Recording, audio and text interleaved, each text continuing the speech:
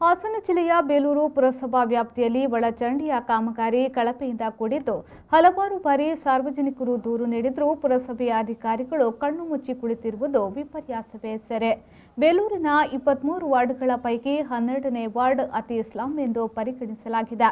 ದೇಶ ವಿದೇಶಗಳಿಂದ ಬರುವಂತಹ ಪ್ರವಾಸಿಗರು ಧರ್ಮಸ್ಥಳದಿಂದ ಕೊಟ್ಟಿಗೆಹಾರ, ಮೂಡಿಗೆರೆ, ಚೆಕ್ಕನಹಳ್ಳಿ ಮಾರ್ಗವಾಗಿ ದೇವಸ್ಥಾನ ರಸ್ತೆಯಲ್ಲಿ 12ನೇ ವಾರ್ಡ್ನಿಂದಲೇ ಹಾದು ಹೋಗಬೇಕಾಗುತ್ತದೆ.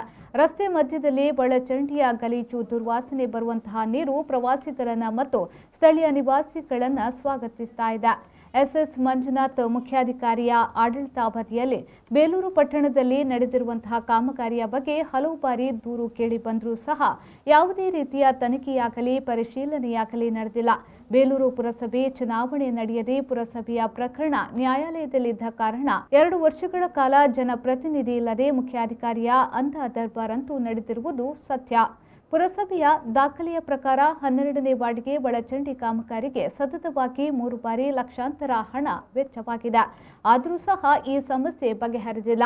ಮಳೆ ಬಂದ್ರೆ ಉಕ್ಕಿ ಹರಿಯುವ ಒಳಚರಂಡಿ ವ್ಯವಸ್ಥೆ ಸರಿಪಡಿಸುವವರು ಯಾರು ಎಂದು ಯಕ್ಷ ಪ್ರಶ್ನೆಯಾಗಿದೆ.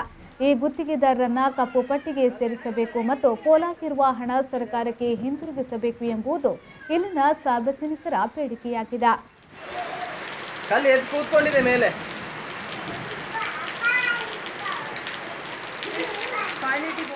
Yogesh PJ, V4 news, Hassan.